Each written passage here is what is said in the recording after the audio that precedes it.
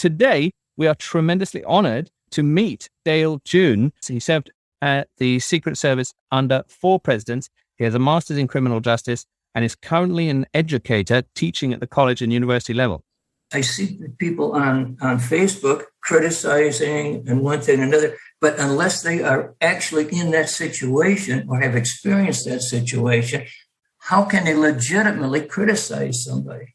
You do not know what is going to happen or how you're going to react until it actually happens.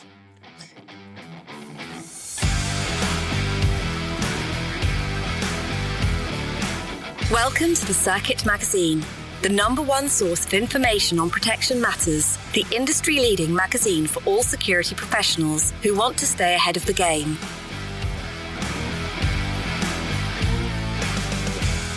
Becoming an educator is often the dream of many EP colleagues in their later years, their experienced years, or, sometimes even at the beginning of their career, they have something to share with the world. But what sort of skills are involved? What sort of experience translates well into books, into podcasts, into lectures? I think everybody at some stage wants to give back to the community. And today we are tremendously honored to meet Dale June, one of the older generation of EP professionals. I'm here with Sean West, and together we're going to look into this because Dale has an illustrious career, hasn't he? We're really looking forward to this.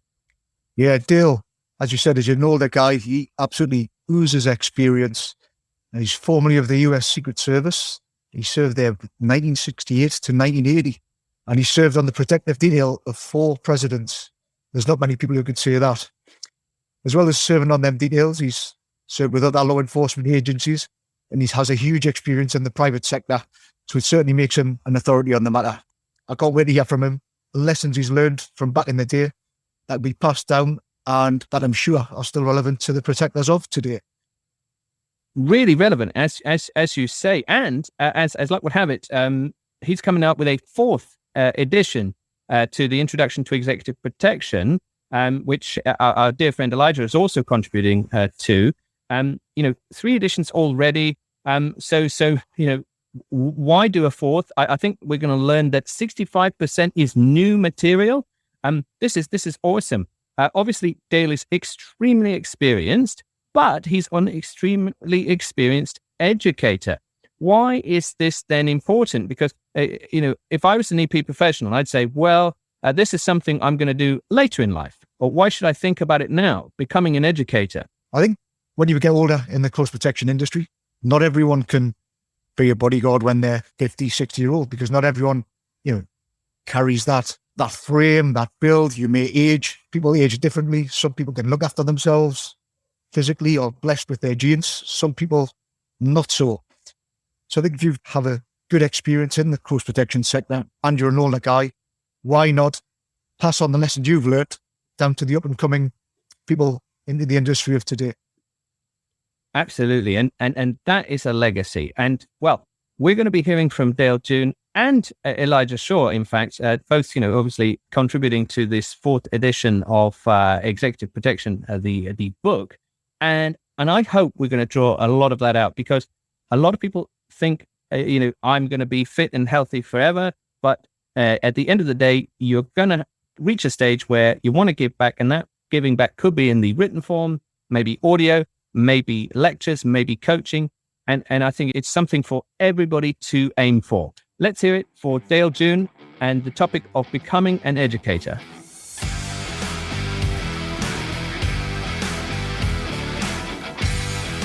And now, let's meet one of the contributors to the Circuit Magazine.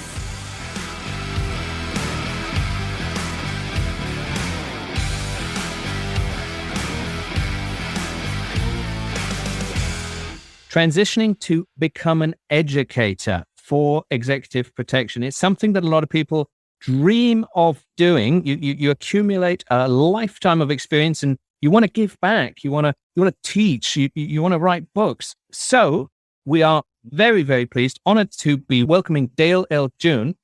Dale is a former military, law enforcement, and member of United Secret Service. He served at the Secret Service under 4 presidents. He has a master's in criminal justice and is currently an educator teaching at the college and university level. Dale has written over 15 books, including the just released 4th edition to Introduction to Executive Protection. I'm here with Elijah Shaw, and together we're exploring this education and EP synergy. Dale, it's a pleasure to have you. How are you doing? I'm doing just fine. Thank you. It's a pleasure to be here.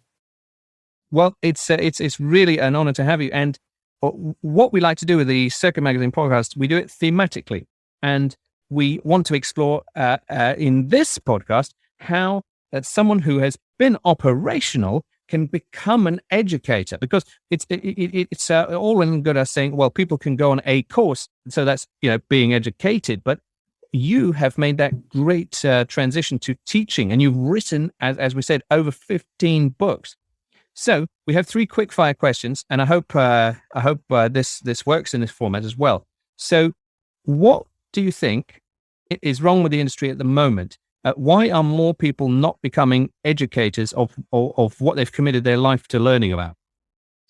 Ooh, that's really a tough question as to why they're not. It has to do with motivation and what you really enjoy. And I found that when I started teaching, I found that I liked it just because of, actually several things. It wasn't for the money, believe me. I never do anything just for the money. But I enjoyed it because, one, it gave me an audience to tell all of my very famous, jokes that nobody laughs at.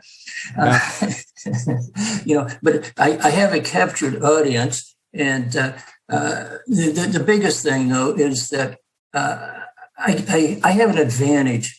As I was explaining to someone the other day that, say, for example, I have 10 students and I have them write a research paper. I read every word in every one. So therefore, I have an advantage of learning from them. I learn, they write one paper, I read 10. And so therefore, the research they have done, their opinions, and this is one thing I require, that they write with their opinions. Most teachers don't. And I ask for their opinions and their free thoughts, because that's the only way we're going to make progress. Just by doing the same old things, the same old way, we're never going to make progress.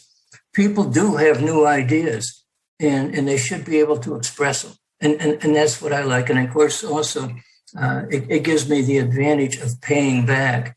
I had a very, very excellent mentor when I was going to college. And quite often, I actually hear his words coming from my mouth. And so I hope that I can pass that along to new generations coming up.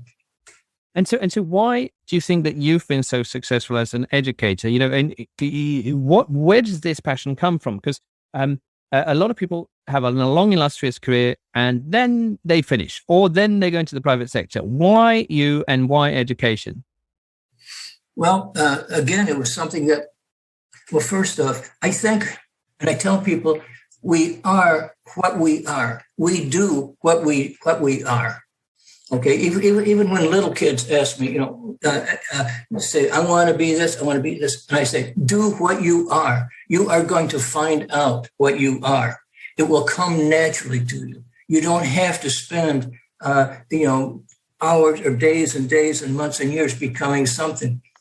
No amount of training would ever make me a plumber, an electrician, a mechanic, all of these things, because I don't have a natural ability for it.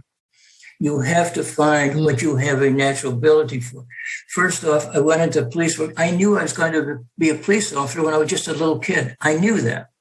And that was what I aimed for, because I could feel it. When I went to school, college, some of my law books have never even been opened to this day, because it came to me naturally. So when I started teaching, it was exactly the same way. I felt comfortable in front of an audience. And so what then? Because that feeling comfortable in front of an audience, not everyone is, right? Not everyone is, and especially the quiet professionals, they're sort of indoctrinated with being the quiet professional. So what would you tell the uninitiated in educating? Because many people will have seen courses out there that they thought, at least they felt, were not good.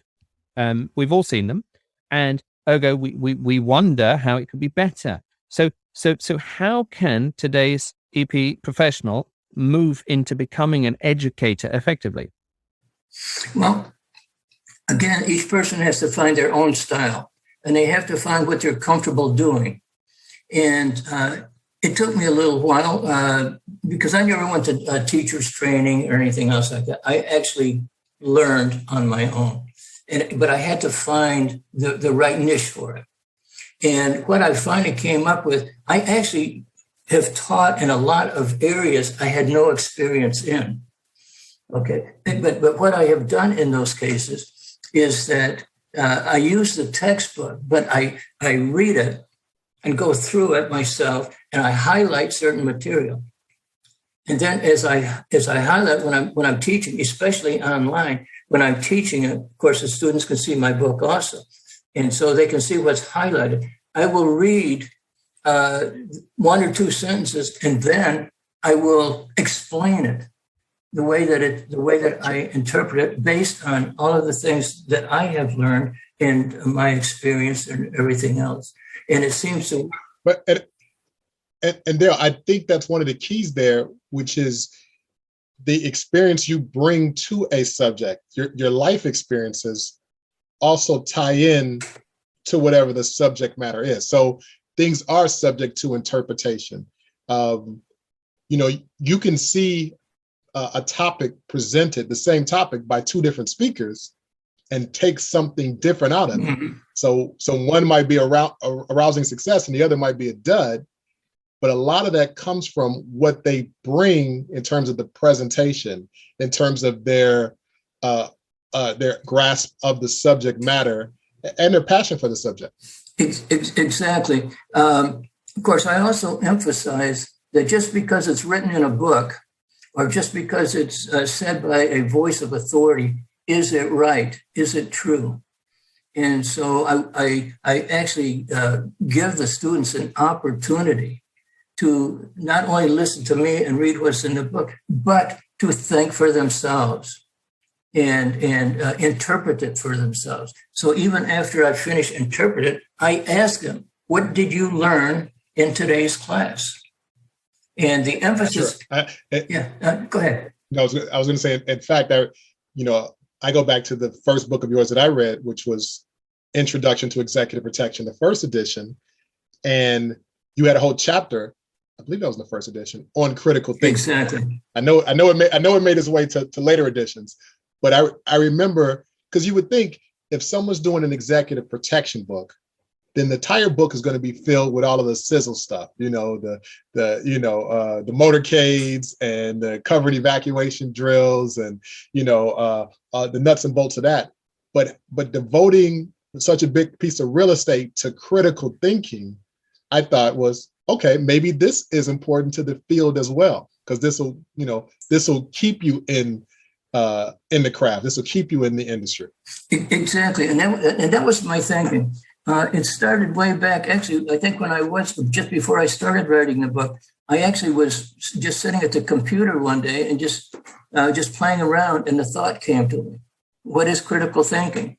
And so I just started, and that's why I came up with all of those questions. I think I have something like 51 questions about critical thinking. And as you think those things through, and so I just basically invented that at the time. I mean, there are textbooks and one thing and another on it, but then they go into philosophy and whatever else. But this is the nitty gritty, the way that I see it. And I believe that the greatest tool or the greatest weapon, however you want to use it, is the brain. So why not use it? And why not use all of your tools of thinking? In fact, that's another aspect I have, is the tools of thinking. I came up with about 21 different things of using your tools of thinking. Why do we think? What do we think? How do we communicate? Why do we communicate? And you can't have any relationship at all, no kind of relationship without communication. And, so when you start looking at the tools of thinking plus the critical thinking aspect, hopefully it will put you into a whole new mindset. So this is my thinking along these lines.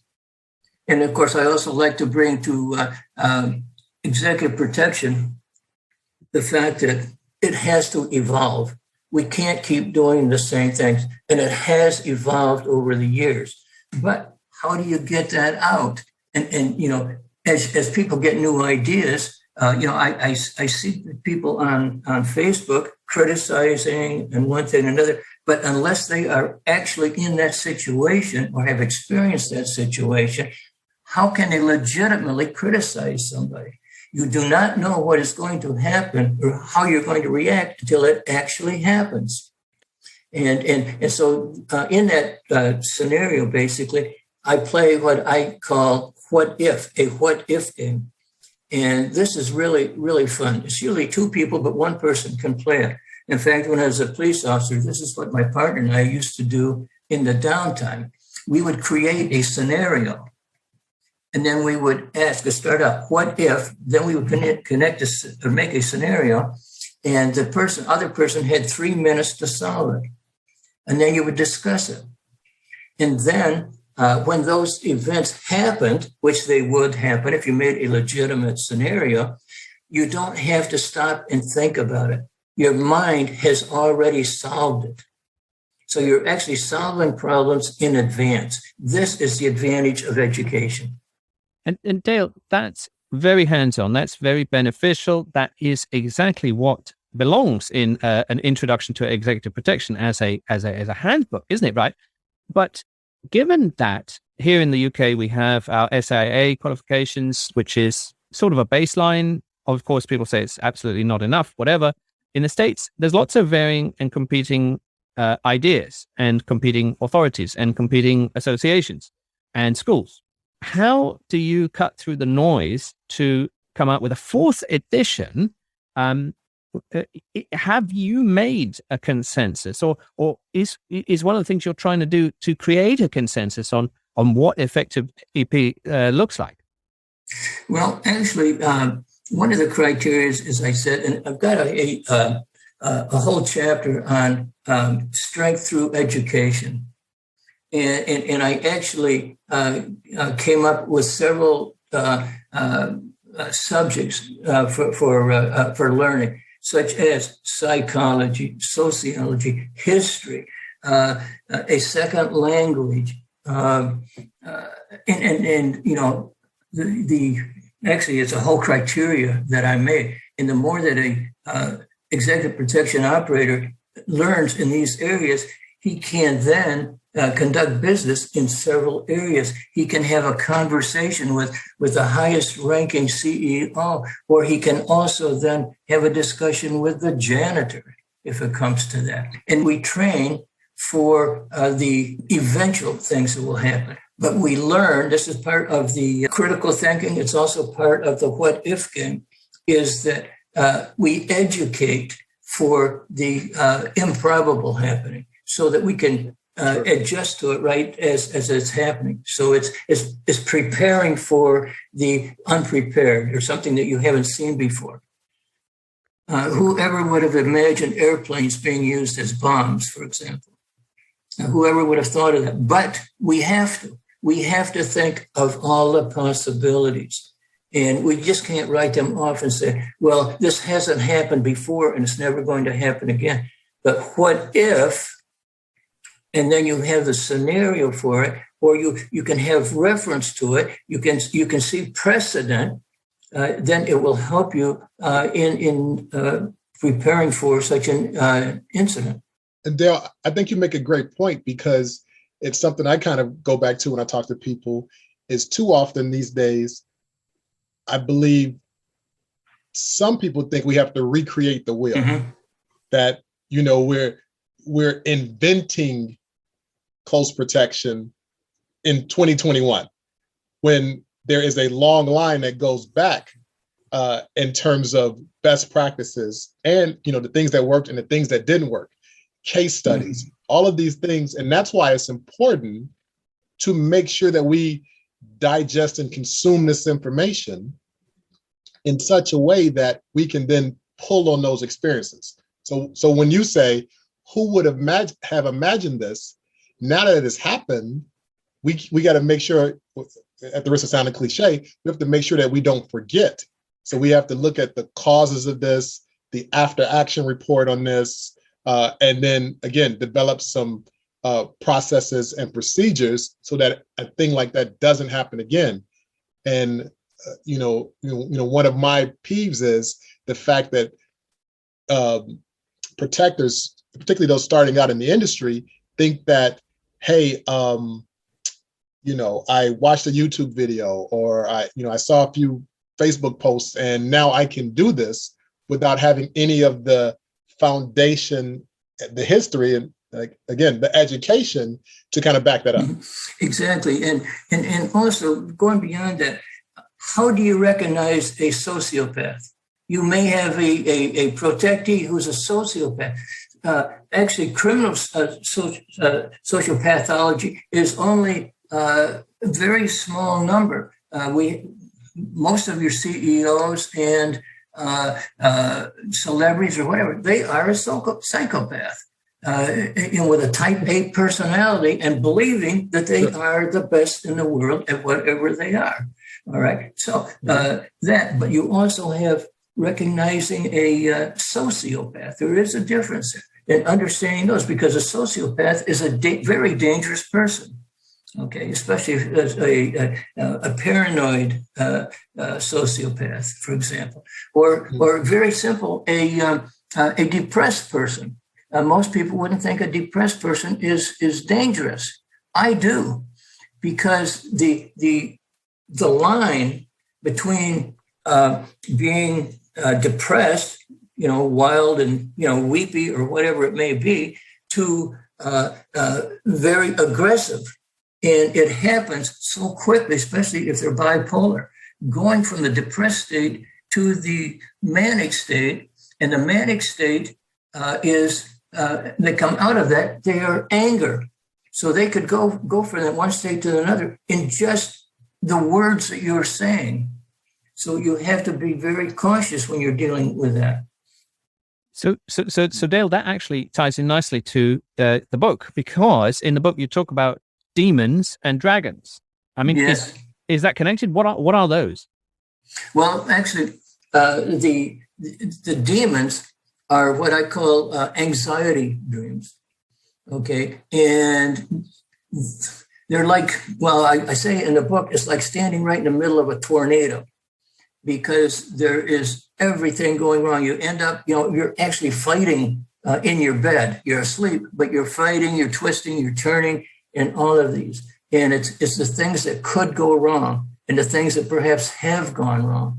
And I was interviewing a person the other day, and we were talking about fears, but this is where fear comes into your dreams. And this is the anxiety, but these are the demons, the things that have haunted you from the mistakes that you have made. Those are the demons. Those are the dragons. I'm sorry. The demons are the ones that cause you to wake up and sweat, or things that are very, very dangerous. And when I was interviewing this person the other day, I was asking him, and it's amazing. He's had no experience in this field at all, no experience at all. But we were talking about executive protection, and I asked him, "What are you afraid of?" He said, "I am afraid that I would fail." And that is your demon, afraid that you didn't do all that you could have done to protect the protectee, the fear of failure. So how can we educate people to counteract those impulses? And or how, let's say someone is coming to the end of their career and they want to become an educator. What are they going to have to do to help people with that challenge? Well, one of those things is to basically relax. Okay. And actually work on your stress. They talk about exercise, etc., and things like this. And meditation is good. All of these things help. But what you have to do is look at them and say, why am I afraid of this? Why? What have I done that would make me feel that I was a failure in this. What mistakes have I done in the past? Can I correct them for the future? And as I say, I believe relaxation. Sometimes people think that I am so relaxed that they actually come and check my pulse. Well, Dale, so if you have, you've had your career trajectory, you've got somebody, a protector who's been in the business for 15 years, 20 years, and now they're transitioning out. And I've talked to individuals, there's a fear there that they don't know what else they can do. They've got a certain skill set, they've got a talent, and they've been afforded opportunities that, maybe quote unquote normal people don't have. You got to ride in the private jet, you've got to visit some exotic islands, or you've got to, be in the first row of the inauguration. But now you're coming out of that career path. And then the thought is, what do I do next? So how do you transition? What stops you from, having those regrets, or again, having that fear of what's around the next corner, because the unknown is difficult for the type A personalities that are in the protection field, because we're so used to being in control. Mm-hmm. Well, actually, I can really relate to that, because when I really hung up my commission book and my sidearm, I would actually wake up in the middle of the night and feel that my right arm was missing. It would actually have, I actually had to look at it, because all of these years I kept, doing that thing there, checking to make sure that the gun was still there, and all of this, and checking the book and things like that. And so it really felt like it, and I would do this. But then when I knew that it was for real, and this is what I recommend to people, is to take a self-assessment and ask yourself, what are my strengths? And write them down. And what are my weaknesses? And what do I know? And what can I do? And what do I feel like I enjoy? And, if you have a hobby, that can become your new occupation. But you have to, and in fact, I think in the back of the book, I have an inventory sheet to ask if you're going to go into executive protection. Put together a similar one of what you're going to do after and what you enjoy doing, Your exit strategy. Exactly. And it does happen. I mean, a lot of people get out of the business, they retire from law enforcement, and within 6 months they commit suicide. They kill themselves because they can't find anything that they enjoy. But you have to find that one niche in what you do the best. I was not a writer. I actually taught myself to do it. I didn't know I could write until I was working on my master's degree. And I wrote a very extensive paper called Motiveless Murder. And it was actually about the psychological approach to serial killers. But I wrote it before there was a term serial killers. But wow. but I did the research, and basically, if I had an opportunity to have it printed in the New York Times, but I was reluctant. I was still working at the White House, and I said no, don't do it. If I had, I would have become an authority in serial killings, because nothing had been done in that area before. Dale, I've known you for years, and this is a little tidbit here. So this is a circuit podcast first. Well, thank you much for your time. I want to make sure that we mention the fact that you do have a new book out. That book is Introduction to Executive Protection. It's the 4th edition of the book, brand new, but it has, I think it's what do we say, 60-70% new material? Yes. What I did was I actually, when I started, and I wrote about this in the book, I started out just doing it like everybody else does, is just renumbering the pages, et cetera, et cetera. But then I realized that, and I had a lot of encouragement to do this, I actually gutted the 3rd edition and threw out so much of it. that I did come in with about 70% new material and made it a whole new book, basically. And I only retained the parts that were the most important in that, like the chapter of the executive protection from the protectee's point of view that I've never seen anywhere else. Okay, this lady that wrote that chapter, she didn't even know how to find a protector until she did all the research and everything else. And so she put that is what I retained in the book, things like that. But 65 to 70% is new material. Nice. Well, Introduction to Executive Protection, the 4th edition by Dale L. June, with a couple small contributions by me, just some small ones, is in stores now. You can get it on Amazon, available in ebook, and there's even some talk that we're having about an audiobook down the road. So thank you very much, Dale. We appreciate your time. Thanks very much, Dale. And it's awesome to have you on. I think we've learned lots of new things about you, but also new things to motivate the industry. Well, thank you so much. Again, the whole world's a stage, and I'm just an actor in it. Good stuff, brother. Thank you very much, Dale. Thank you. Take care and stay safe.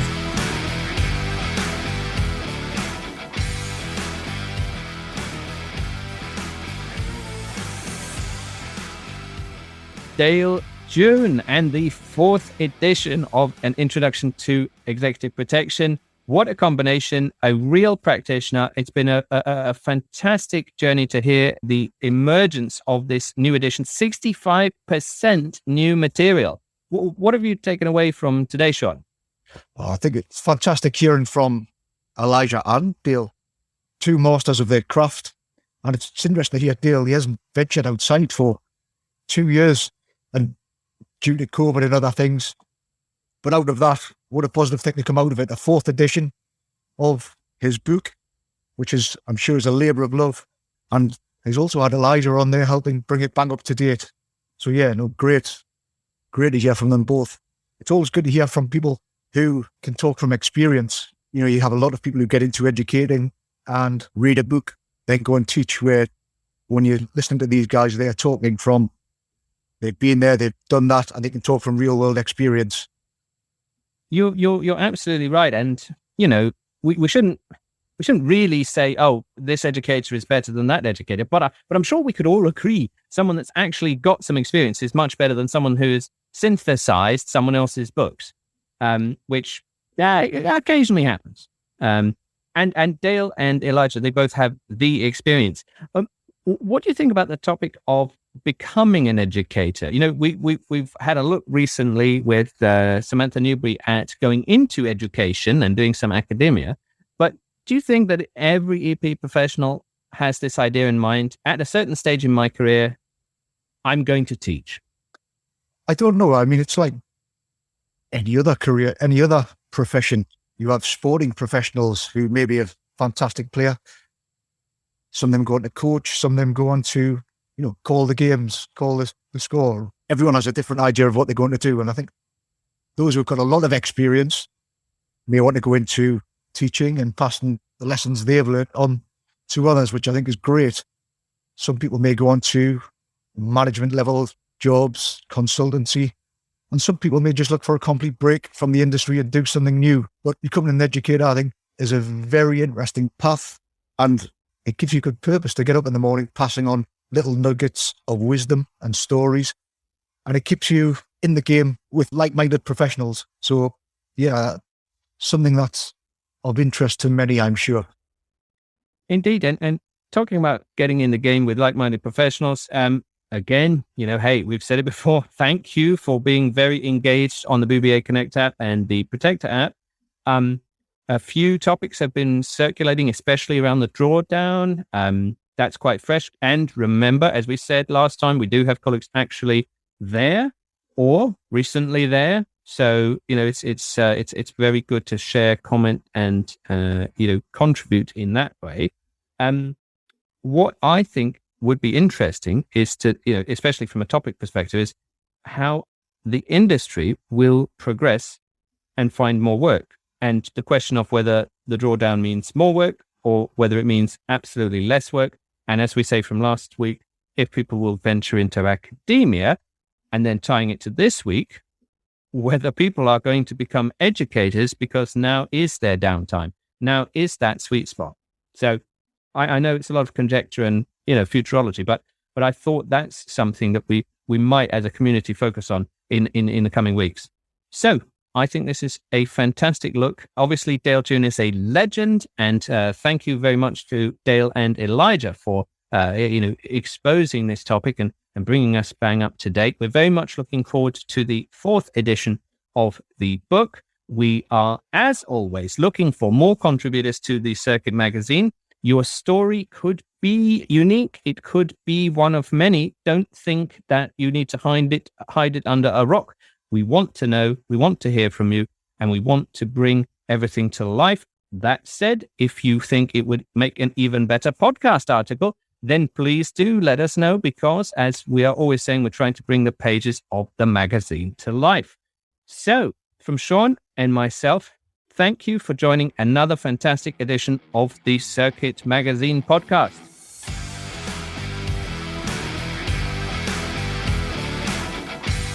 You have been listening to the Circuit Magazine podcast. Be sure to subscribe and be sure to not miss an episode.